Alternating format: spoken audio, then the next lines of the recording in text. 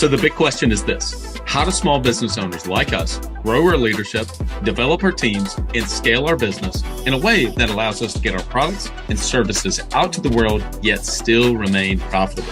That is the question, and this podcast will give you the answers.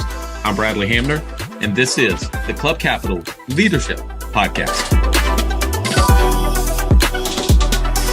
Hey, before we get into today's episode, did you know that Club Capital is the largest accounting and advisory firm for insurance agency owners in the country, providing monthly accounting, CFO services, and tax preparation? Check them out at club.capital. This podcast is brought to you by Autopilot Recruiting. Join over 1,200 State Farm agents in putting your recruiting on autopilot. Any successful insurance agent will tell you how important team is. Finding those rock star team members doesn't happen when left to chance. It happens through consistent recruiting. You never know when you're going to lose a team member, and the key to an incredible team is constantly searching for the best talent. Autopilot Recruiting is a continuous recruiting service where you'll be assigned a recruiter that has been trained to recruit on your behalf every business day. This recruiter will take over and revamp your career plug, send out assessments, do pre-screen phone interviews, and schedule your in-office interviews. All you need to do is to show up and give a thumbs up or a thumbs down. This ongoing service is extremely affordable and a no-brainer for taking your insurance agency to the next level. Listeners of the Club Capital Leadership Podcast, go to autopilotrecruiting.com and use the code CLUBCAPITAL to get started. Again, autopilotrecruiting.com and use the code CLUBCAPITAL to get started. So we will go ahead and get started, especially since this is going to be recorded. We can have this sent out to everybody as well. It'll be sent out to people in a recap email, as well as be located on our website. So as quick introductions, my name is Mike Buchanan. So thank you guys for being here. I'm one of the founders and partners of Club Capital. I'm excited to be here today with Alissa Locke. She is a financial consultant with Money Mentor Group, and is here today to talk about managing your debt and how to finally get rid of your debt. And so, why she's here today, Alissa and I and the company, we've known each other for quite some time, and Alyssa's got a really good background that I'll let her tell you all about in a minute, but she's also been a guest on our podcast. And so ever since, I've gotten to know her, she just does incredible work with a lot of small business owners and primarily a lot of insurance agents across the country, and works with some of our clients and things like that on managing their money. Right, in managing their money. And so a lot of people might say, well, wait, that's what we work with Club Capital for. So you work with us on a certain extent, and normally a lot of it is centered around the agency and the business. We handle taxes as well, but outside of that, there's the personal finance side of things, and taking a hold of the finances of your personal life and things that might entail. So that's a lot where Alissa gets involved, a little bit of both on the business and a lot on the personal side.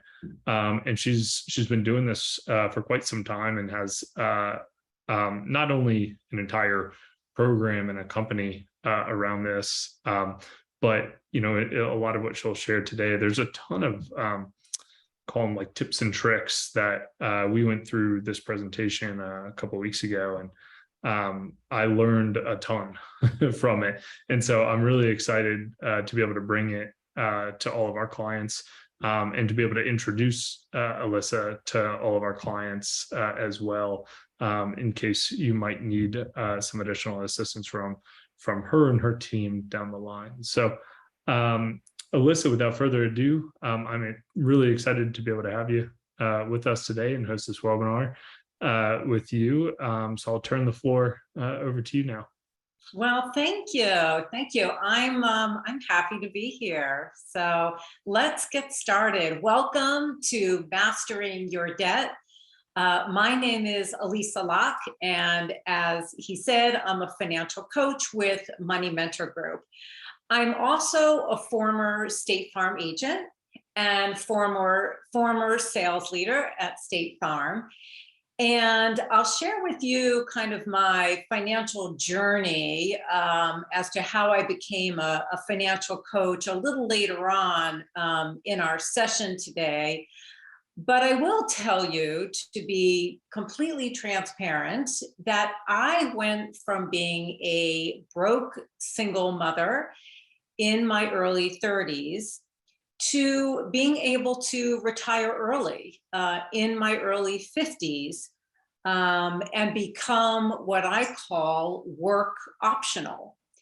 And I'll share with you some of how I did this, but the bottom line is that I really transformed my mindset around money and my behavior around money. And that is what helped get me to this work optional place. I am a financial coach now. I am a certified financial coach, as well as a certified financial literacy educator. And I work with entrepreneurs across the country to help them with any kind of struggle that they have around money mindset and money behavior. So that means things like figuring out how to pay off debt and not get into new debt. It means earning good money, but still living paycheck to paycheck. It means not having any money left over at the end of the month to invest or to save, or it's not being able to stick to a budget. And so I help them become more financially confident and with all of these things that they struggle with. Club Capital and I have collaborated to help you in a number of different ways, whereas Club Capital really focuses and helps you manage your business finances. I bring resources to you through Club Capital to help you with your business, with your personal finances. This webinar is going to focus on debt, and we're really going to kind of focus on 4 areas. One, you're going to learn about how debt is impacting your personal life and your business in ways you may not even have realized. I am going to share with you a couple secrets around debt that creditors don't want you to know. We're going to talk about 4 methods of debt repayment, and then the 2 best ways to stay out of debt. So let's get going. All right, I want to take a quick temperature of the room. I want you to think of one word that would represent how you're feeling about your debt right now. So think about one word or one emotion, right, that would represent how you feel. And I want you to type that into the chat. So if everybody can mute, that would be really great if we're hearing somebody. So everybody type in the chat, what's the one emotion that you're feeling right now? I'll give you a minute to do that.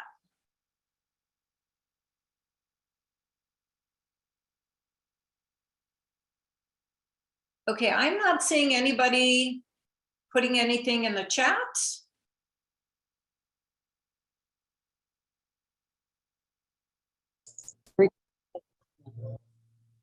One word that represents the emotion that you're feeling.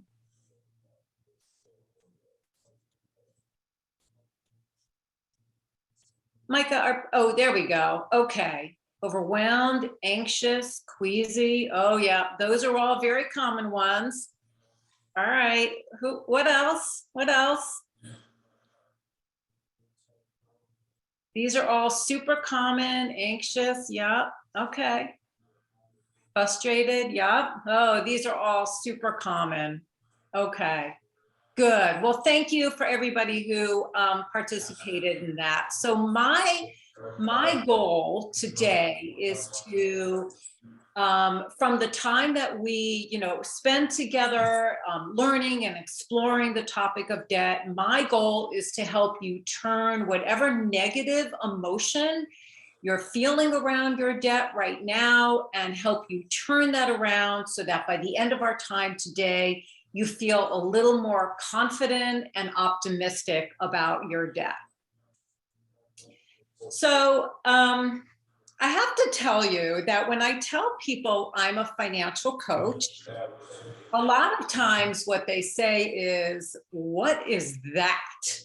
Right? It's not like a financial advisor. Like, what is a financial coach? And when I first heard about financial coaching, I had the exact same reaction. I was like, is that a thing? So let me help you understand a little bit what a financial coach actually is. A financial coach works with people who are struggling in some way with both their mindset around their money and their behavior with their money. You know, a lot of people who earn really good money still struggle with debt, still struggle living paycheck to paycheck, still struggle trying to stick to a budget. It's really a very common thing. And I like to say that a financial coach is what a personal trainer is for your health and fitness. A financial coach is that for your money. So here's what I mean by that. If you are on a journey for health and fitness, like, you would know what to do inherently, right? Eat less, eat healthy, exercise more, get your butt to the gym, right? Like, you know what to do, but it's really hard to do yourself, right? It's so much easier when you have a coach, you have a support system, you have a mentor, you have somebody to guide you. And that's the same thing that I do with your money. You know what you should be doing with your money, right? Avoiding debt, investing for your future, sticking to a budget, but it's really hard to do by yourself. And so a financial coach helps you understand why you do what you do with your money, which is the mindset part, the relationship part, and then we help you to change your money behaviors so that you can achieve your financial goals. The lady in green in the picture next to me is Jane Helm. She's actually the founder of Money Mentor Group. She's now my business partner. And at Money Mentor Group, we offer one-on-one coaching, group coaching, all different kinds of workshops like we're doing today, all kinds of online courses and master classes. So a little bit more about me. How did I get here? So as I said before, I went from being a broke, divorced, single mom to being work optional in my early 50s.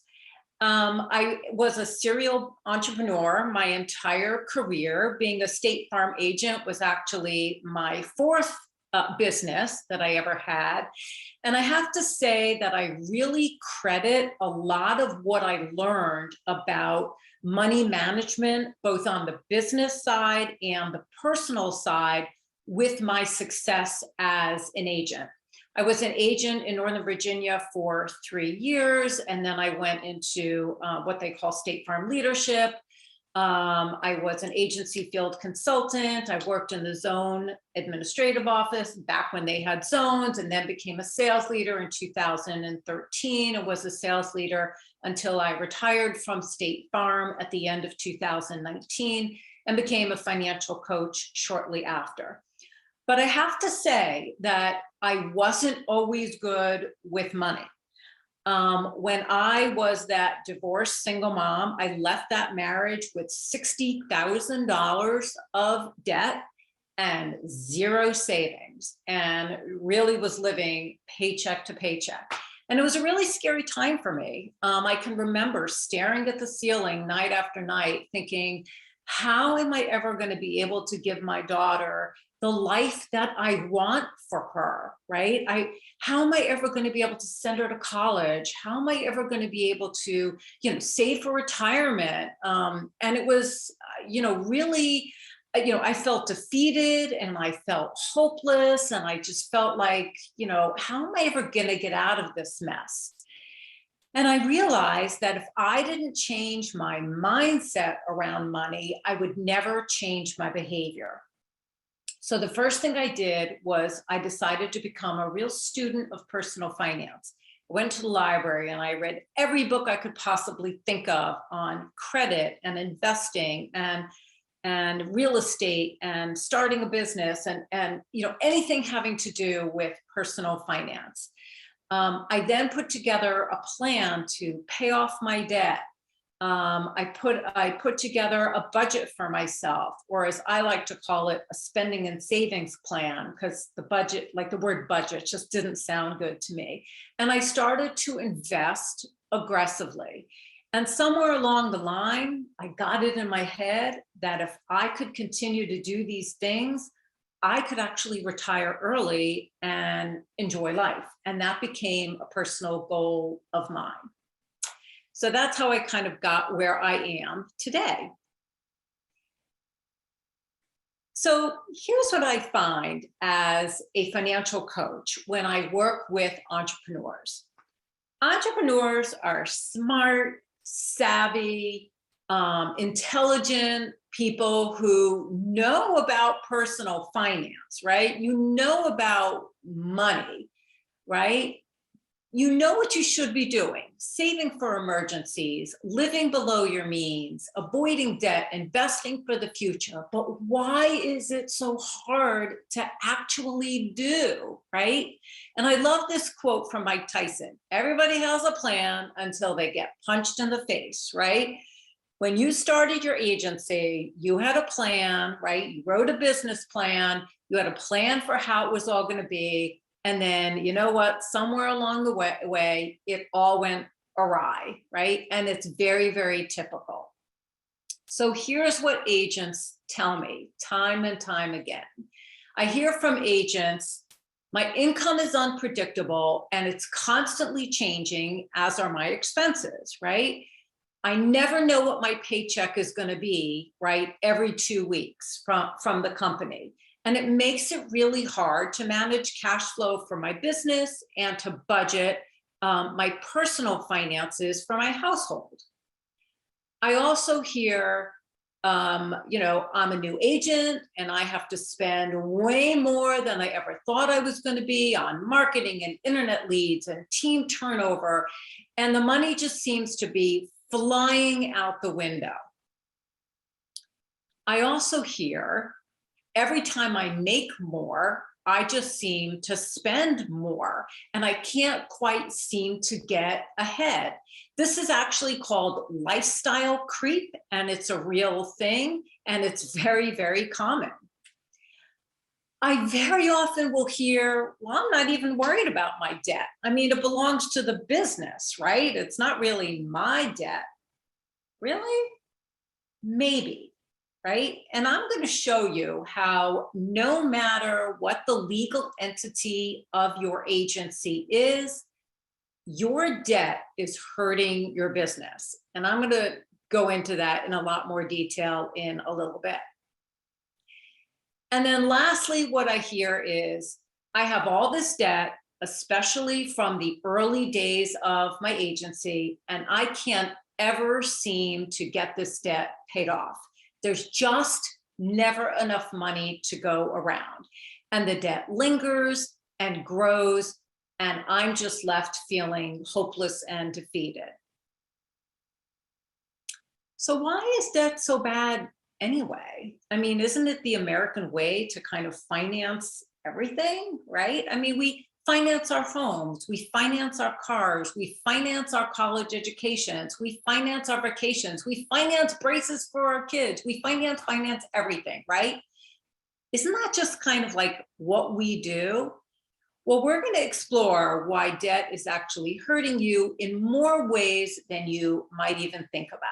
So these are the 5 ways that we're going to dive into where debt is negatively impacting your life.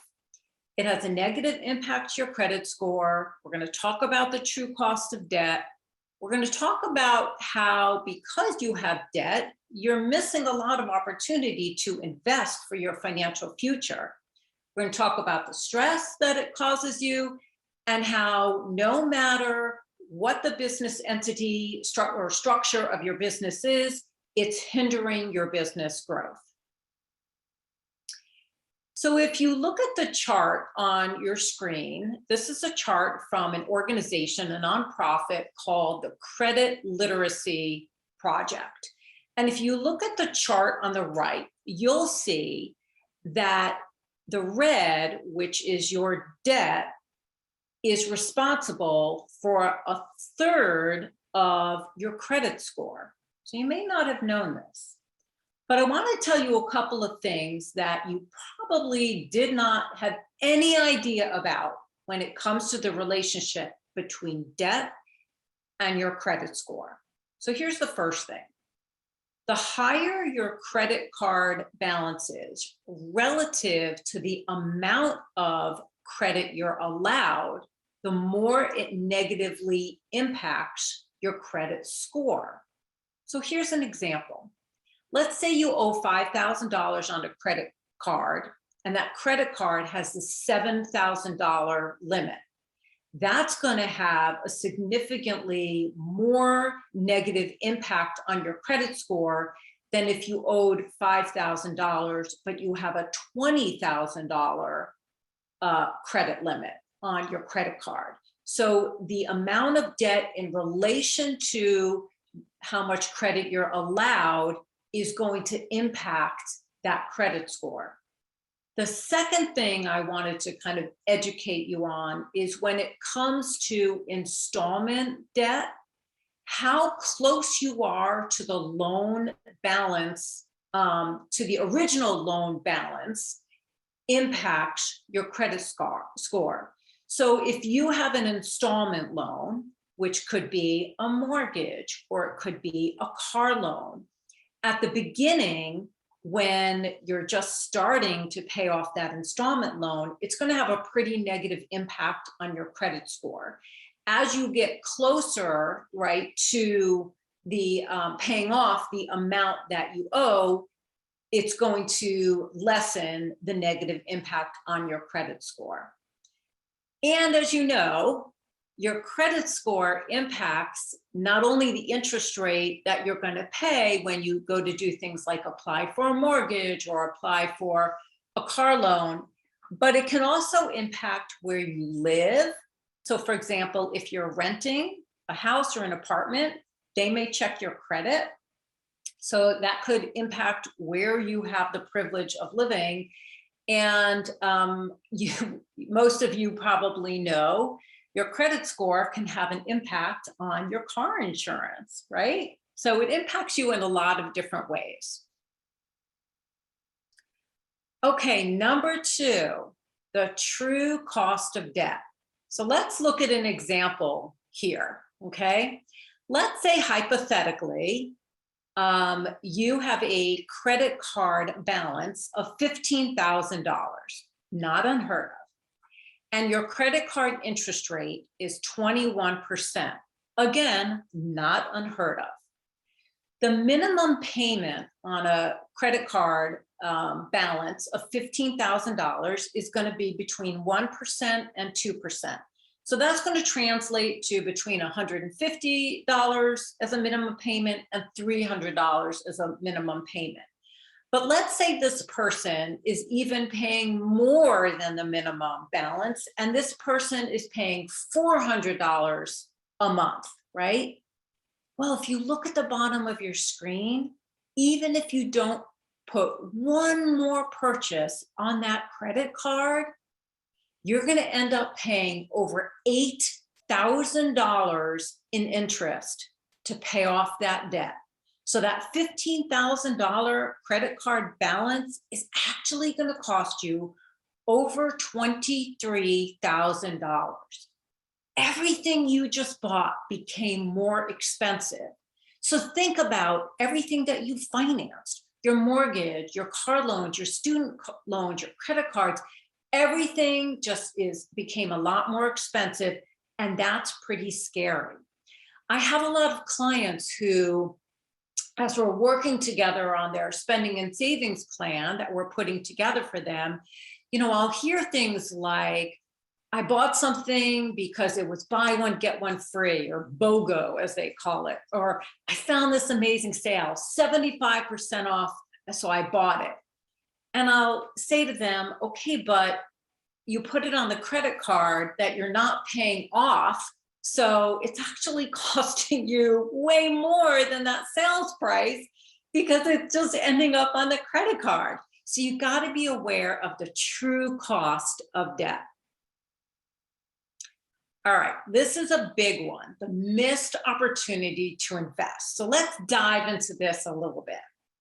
So one of the things that I did in my journey to be able to retire early was live debt-free, with the exception of a mortgage. Never had a car payment, always paid my credit card in full, all of that. So debt-free. And that gave me money to invest aggressively for my financial future and ultimately retire early. Now, I know what you're thinking. You're thinking, well, but financing a car, that's kind of the American way. Everybody finances a car. But what if you could invest that money instead? So let's look at this example, right? So let's say we have somebody who, for 40 years, from the time they're 25 to 65, they take $450 a month, which is the average car payment, and they invest that in a high quality mutual fund or ETF. They would end up with almost $2.5 million. That's huge, right? So when you are tied to all of these payments, our mindset very often is, well, I can afford the item because I can afford the payment. And that may be true, but then we're handcuffed to these payments and we don't have the money left over to invest. When you have debt, you're feeding that debt instead of feeding your investment account or your financial future. 61% of millionaires drive a Ford, a Honda, or a Toyota. Think about that for a second. What does that tell us, right? It tells us that when you have a mindset of modesty or frugality, you then have the money to invest. Okay, quick little quiz, right? What do you think the average car value of a millionaire is? What do you think the average car value of a millionaire? Okay, put it in the chat, quick. What do you think it is? Let's have people chime in. Oh, I'm not seeing the chat. There we go. Okay. Oh, all over. 20,000, 70,000, 40,000, 25,000. Okay. All right. Well, the answer is 31,000. 31,000, 88,000. So see, we have very often a perception that if you're a millionaire, you're driving, right, a fabulous luxury car. But as we know, 61% of millionaires drive a Ford, a Honda, or a Toyota, and the average car value is $31,000. So interesting to think about, right? Okay. Number 4, okay, debt impacts your stress level in ways you might not even realize. It is a mental health issue. Did you know that people with debt are 3 times more likely to take their own lives? Now, I know that's extreme. I know, right? That's, whew. We're not talking about taking our own lives here, but debt is one of the leading causes of stress in the United States.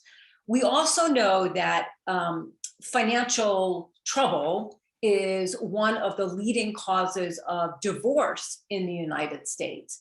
Your debt is impacting you mentally and physically with sleep issues and depression and anxiety, all of which are not good things if you're a small business owner. And then the last way, where am I? There we go. The last way that debt is negatively impacting your life is that it's hindering your business growth. When you have tons of debt, whether it's personal debt or business debt, you have a mindset of scarcity. So what is a scarcity mindset when it comes to money? This is when you have a mindset of always thinking, I don't have enough money, or I'm not saving enough, or I'm not earning enough. And when this is your mindset, what do you think happens when you have to make business decisions that cost money, right? What do you think happens if you're of a scarcity mindset and you think about, do I want to spend more on marketing? Do I want to spend more on team? Do I want to spend more on growth strategies? What happens then is you stop spending and you stop growing. So I'm going to share with you 2 secrets, and I call them secrets because they are kind of secrets that creditors don't want you to know. But with this knowledge, this is going to help you in your journey to pay off your debt. The first is how this whole concept of minimum payments really traps the consumer.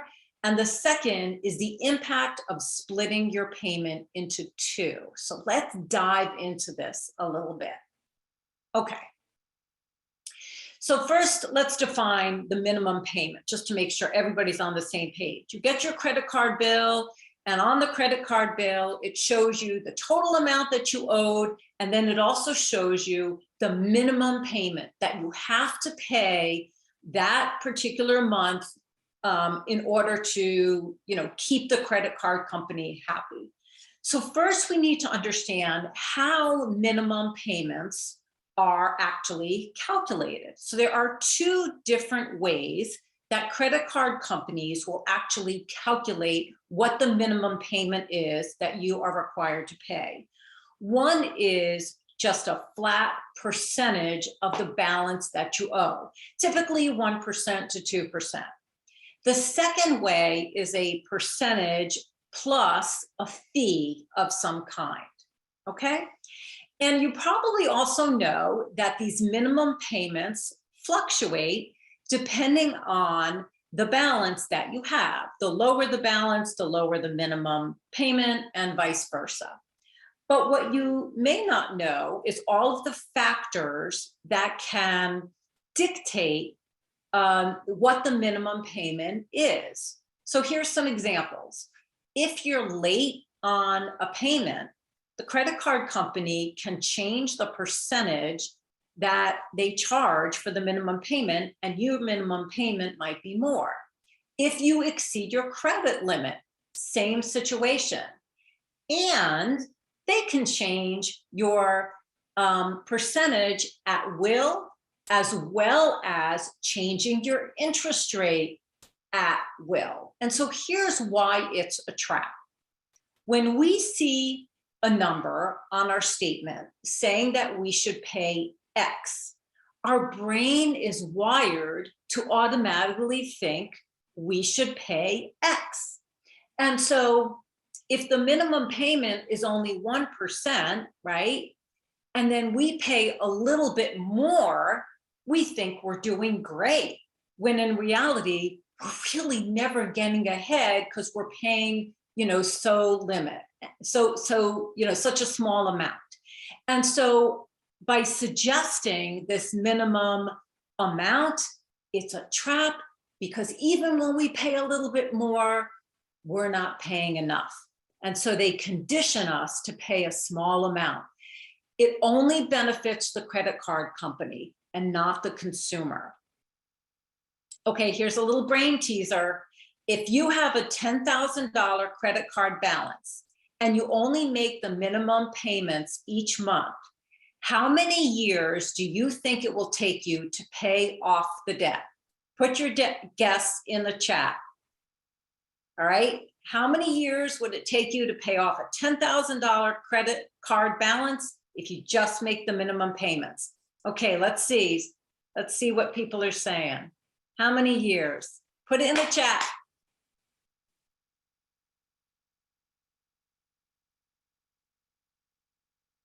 No guesses? Come on, make a guess. 18? It's a good guess. Who else?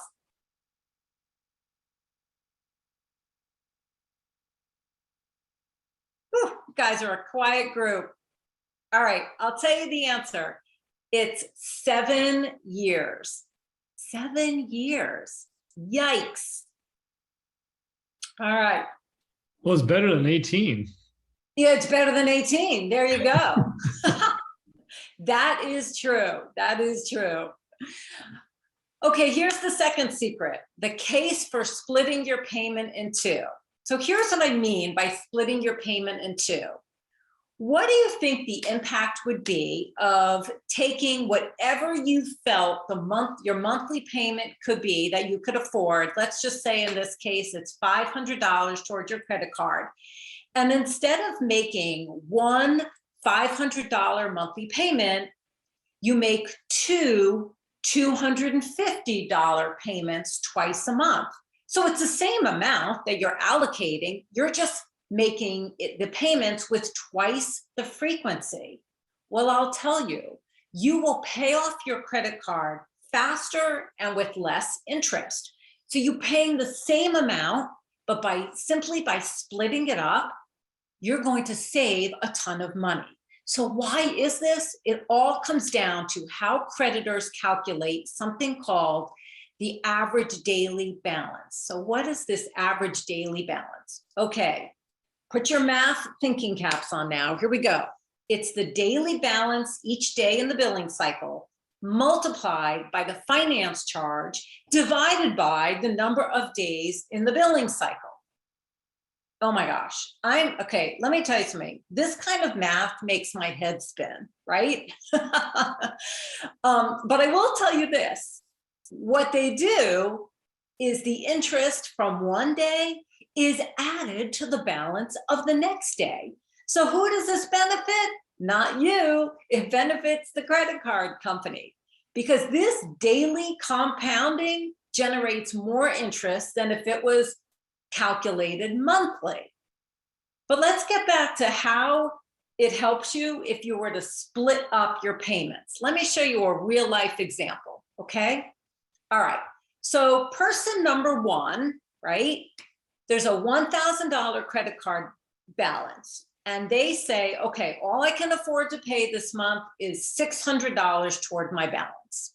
So person number one makes a $600 payment on the due date. Well, their average daily balance that the interest is going to be calculated on is $980. But now let's look at person number two. Same thing, $1,000 balance. They can afford to make a $600 payment. Now what they do is they make their payment early. So they make it 21 days into the cycle. Now the average daily balance is $800. So they're only being charged interest on $800. But look at person number three, okay? Same thing, $1,000 balance. They can only afford $600 in that month. And they make a lot of payments. They make 3 payments of $200 each, right? Same thing, right? $600, but they make one on the 7th, on the 14th, on the 21st. Their average daily balance is only $660. So they're only being charged interest on $660. So when you make these more frequent payments, right? And you could do it every week, you do it every other week, you could do, whatever. But when you make these more frequent payments, your average daily balance goes down. And so that's a secret, and that's one of the tricks of paying off your debt faster and with less interest. All right, let's get into a couple methods of debt repayment. So which do you think is better? Let me take a quick poll of the audience here. Do you think it's better to put a little extra money towards each debt every month, right? A little extra towards your car payment, a little extra towards your mortgage, a little extra towards your student loan, or to pick one debt and put all your extra money there and just pay the minimums on everything else? Which do you think is better? Put it in the chat. Let's see. Which do you think is better? Oh my gosh, this is the quietest group. Here we go. Pay one, then attack the others. Pay one, but I've been wrong on everything else. Okay, 2 votes for pay one. Who thinks it's the other way? Anybody? All right, interesting, interesting. Let me close this. Whoop. All right, well, I'm gonna show you how. It's actually better, oops, let me go back here. It's actually better. Studies have overwhelmingly shown that the best way is to pick one that you want to work on, put all your money towards that one, and pay the minimum payments on all of the other ones. And studies have shown, I mean, every single study, that this makes the most sense, not only from a mathematical point of view, but from a psychological point of view as well. And so we're going to explore this a little bit deeper. So the first thing you're going to want to do is you're going to want to get naked with your debt. So here's what I mean by getting naked with your debt. You got to be 100% transparent and 100% honest with yourself about all your ugly debt, right? All you need to do this exercise is make a list of all your debt, right? You can do it on a piece of paper, you can do it on a spreadsheet, doesn't really matter. But you want to write down how much you owe for each debt, the monthly required payment, how many more payments you have to go, what your interest rate is, and if there's any penalties for early payoff, okay? And now we're going to talk about the 4 debt strategies, the 4 debt payment methods that are out there. I will tell you that I'm going to go kind of quickly through these. I do have a course that I'll tell you about a little later called Mastering Your Debt, where I go into a lot more detail, but we're going to go through these quick so at least you get a taste of it. Okay, method number 1 is called the snowball method. And this is where you focus on the smallest debt that you have first. So why is it called the small snowball method? Okay, think about how you make a snowball, right? You start with like this tiny little snowball, right? And then what do? Little by little, you pack on more snow, right? Until you have a really solid, strong, larger snowball, right? But it's bit by bit adding to it, right? And so when you look at all your debt and you pick the smallest one first, in other words, the smallest amount that you owe, here's what happens, right? You get a quick win, right? You quickly see momentum. It boosts your confidence. And so this might not be the best way from purely a mathematical point of view, but this is by far, hands down, the best method from an emotional or psychological point of view, because you immediately get that quick win and you feel like you're making progress and you're like, I got this, and it propels you forward. The snowball method is actually the most popular method of debt repayment, again, because of how it makes you feel psychologically and emotionally. The second one is called the avalanche method. And the avalanche method is where you focus on the debt with the highest interest rate and you work on that one first. So you put all your extra money towards that and you just pay the minimums on everything else. So think about an avalanche, right? What happens with an avalanche is it starts off at the very top of the mountain, is, just a little bit of snow maybe coming down the mountain. And by the end where it gets, towards the bottom, it is a powerful thing that you cannot stop. And that's what happens when you work on the debt with the highest interest rate and put all your extra money there. From purely a mathematical standpoint, this is by far the best method, because this is the debt that is technically costing you the most per dollar borrowed.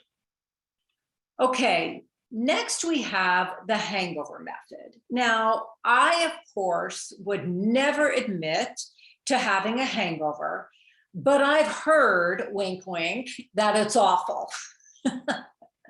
Right? You wake up, right, the next morning after having too much to drink, and what happens? All you can say to yourself is, oh my gosh, why did I drink so much, right? Why did I have like one more shot or one more glass of beer or whatever, right? And all that happens is you are filled with regret. So now let's relate this to your debt.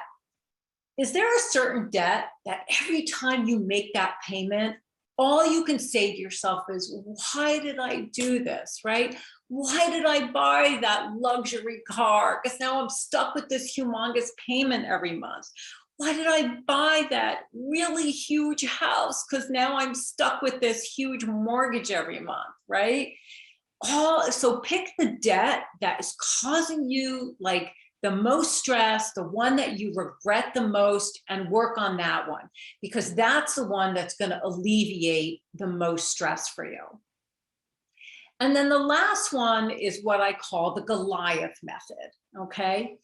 So if you remember the Bible story of David and Goliath, right? So David was this young boy, and he, there was this big giant, this mean giant that was like, wreaking havoc on the residents, the Israelites, whatever. And if you remember the story, like David, this boy, he takes a rock and a slingshot and he slays the evil giant, right? Y'all probably remember the story, right? So the Goliath method is where you work on slaying your giant, your biggest monthly payment, right? The debt that has the biggest monthly payment, and you work on this one first, because this is the debt that's having the greatest impact on your ability to do other things with your money. It's tying up your money. And so those are the 4 debt repayment strategies. So which one is the best? I get this question a lot, right? My clients ask me, which is the best method? And I will tell you, there is no best way. There is no one right way that is the best. What's important is for you personally to delve into your relationship with your money mindset. And that's what a coach can help you do. That's what my course helps you do. And then once you understand your money mindset, you can pick the debt repayment method that works best for you, because the best method is the one that resonates the most with you, because that's the one that you're going to be able to stick with. All right, 2 of the best ways to stay out of debt once you've actually gotten your debt paid off. First is to have an emergency fund. Now, you all know this, right? You all know that you should have an emergency fund, but you'd be shocked how many people I run into and they don't have one. And you're in insurance, it's not, if an emergency is going to happen, it's when an emergency happens. So that car repair, right, that you didn't expect. If you don't have an emergency fund, you know that car repair is going to go on your credit card and it's going to end up costing you more because you don't have money set aside to pay for that. That medical bill that you didn't expect, same thing, right? You have to buy plane tickets to go to a funeral. It's going to end up on your credit card, right? any of those situations, you've got to have an emergency fund, which is a certain amount of money set aside, and it's sacred money. You don't touch it except for true emergencies. Now, people will often say to me, I don't need an emergency fund because I have investments, right? If I ever have an emergency, I could pull money from my investments. That is a terrible strategy. The reason it's a terrible strategy is, one, depending on how long you've had that money in that type of investment or your age, you could end up paying penalties if you have to pull money out of investments. The other thing is you could end up having to pull money out of your investments when your investments are way down, like, our current environment, and then you're really losing money. So I can't stress enough the importance of having an emergency fund. The second best way to stay out of debt is to have a budget. You need a budget. And don't be afraid of the word budget, because all a budget is a plan for your money. It's you telling your money where to go and what to do, as opposed to the other way around. It's just a spending and savings plan. If you've tried to budget and you couldn't stick with it, you are not alone. 85% of people who start to budget have completely abandoned the process by the 90th day. And when you're an entrepreneur and your income fluctuates all the time, it is almost impossible for you to budget in a typical way, because you're not a salaried person who has the exact same amount of money coming in every single month, even if you pay yourself a set amount. And so that's one of the reasons why a financial coach can really help you. So let me tell you a little bit more about this course I alluded to. It's called Mastering Your Debt. It is $97, so under $100. And I will tell you that the majority of people who get this course give me feedback and tell me that they have saved way more in interest than they ever spent on the course. What you'll learn in the course is shifting your money mindset around debt, how we often get a false set of what we can afford. We're going to do a deep dive into the differences between installment debt and revolving debt and how they actually work. Learn a lot more about the 4 debt repayment strategies. I'm going to give you 5 additional debt repayment strategies to help you pay off your debt faster and with less interest, and lots of strategies on how to avoid new debt. You're also going to get 6 exercises that you can do for you personally to help you slay your debt once and for all. Plus, you get what we call our Budget Busters worksheet, which is a worksheet we use with our paying one-on-one coaching clients that allows you to predict what I call budget busters, which are things that are not part of your normal budget that we all forget about. But if you don't predict them, we know they're going to end up on a credit card, and they're not emergencies. So if you are interested in that course, here's a link to the course. You can take a snapshot of it and then, do the link on your phone. Or you can email me at alissa@moneymentorgroup.com, and I will send you the link to the course. alissa@moneymentorgroup.com.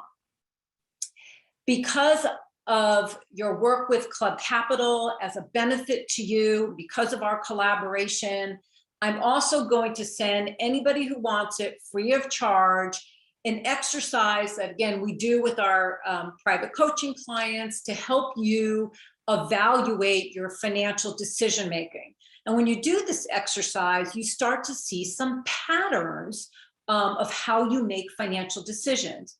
Just text me the word money. I'll send this to you. There is my cell phone, 571-419-4770. Text me the word money and I'll get this exercise out to you. Some other resources for you, just so you are aware: we do one-on-one financial coaching, we do group coaching, we've got a ton of online courses. You can go to our website and take a look at all of those. We can help you with putting together a budget that respects how you want to live, helping you pay off your debt. If you feel like maybe you have a problem with overspending, or you have a problem with your spouse or partner and you're always fighting around money, these are ways that we can help you. We do business money coaching, although Club Capital does a fantastic job really in that space. And we also have a monthly newsletter that you can subscribe to get more resources. Please follow us on LinkedIn, Instagram, and Facebook. And again, there is our website, so you can see all of our resources. And with that, I just want to say thank you. This was a lot of fun.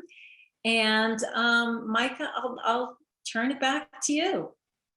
Awesome. Thanks so much, Alissa. Thank you so much for your time. I know it's certainly valuable information. I hope everybody enjoyed it that was able to be on today. And we will post this on our website on the webinars page. It's under resources. And then we'll send an email out to just let everybody know about it as well. While we're here, if anybody, I know most people are on mute and maybe we have to take you off, but you can do the raise hand feature. If anybody does have a question for Alissa while we're here, I just want to make sure. So either unmute yourself or raise your hand and we can unmute you if you have any questions for her now.